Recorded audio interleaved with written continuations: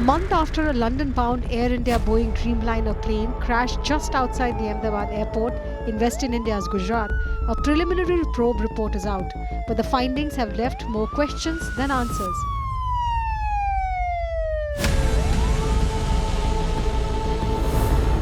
While the 15-page report does not arrive at a conclusion, the focus is on the fuel control switches to the engines.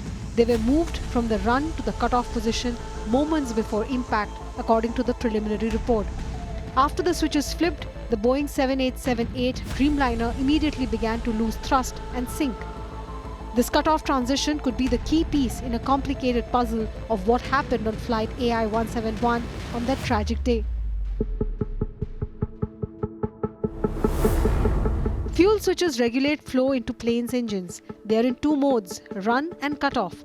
Flipping to cutoff almost immediately cuts fuel to the engines.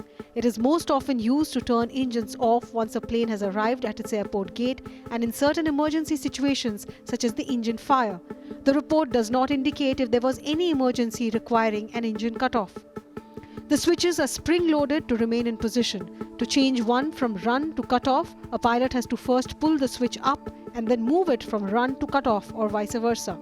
According to the probe report, just 3 seconds after liftoff, when the aircraft reached the maximum recorded airspeed of 180 knots, Engine 1 and Engine 2 fuel switches transitioned from run to cutoff position one after another with a gap of just 1 second.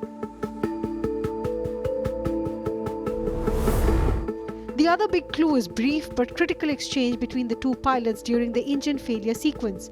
In the cockpit voice recording, one pilot was heard asking, "Why did you cut off the fuel?" To which the other replied, "I did not." The exchange took place moments after both engine fuel cutoff switches transitioned from run to cutoff. The report does not indicate which pilot asked the question and who gave the answer. The two pilots at the control of flight AI-171 were Captain Sumit Sabharwal and First Officer Clive Kundar. 56-year-old Captain Sabharwal was a highly experienced pilot with over 15,600 flying hours, including more than 8,500 on the Boeing 787. 32-year-old Officer Kundar had accumulated over 3,400 flying hours and had been with Air India since 2017. Moments after the exchange, switches of both engines were transitioned back to run from cutoff, indicating that the pilots tried to salvage the situation. The flight data shows that an automatic relight was attempted. Engine 1 responded briefly, but Engine 2 did not recover despite multiple attempts to reintroduce fuel. This failure ultimately made it impossible for the aircraft to maintain thrust. The ram air turbine, or RAT, which is an emergency power source deployed in response to engine failure, was activated right after takeoff. One of the pilots then issued a mayday call, but when the air traffic controller tried to confirm the call signal, there was no response from the plane. The aircraft quickly lost altitude and crashed into a medical college hostel just outside the boundary wall of the airport. The jet, loaded with fuel, exploded upon impact, killing all but one of the 242 people on board and another 19 on the ground. It was an unimaginable tragedy that unfolded in all of 32 seconds.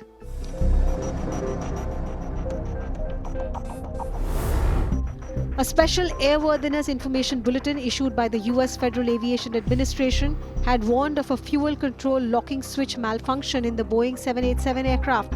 Based on reports from operators, the FAA warned that the fuel control switches were installed with the locking feature disengaged. But Air India decided not to carry out the recommended inspection, claiming it was advised and not mandatory.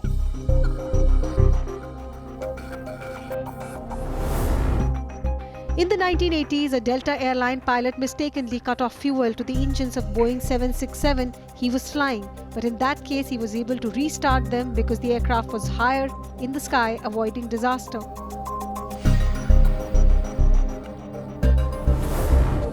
If the pilot did not flip the fuel switch, then who or what did? So far, there's no indication of any sabotage linked to the crash. The preliminary investigation did not assign blame on the aircraft's manufacturer, Boeing. The final report is expected to be out on June 12, 2026. For now, the root cause of the world's deadliest aviation accident in a decade that claimed 260 lives remains unclear.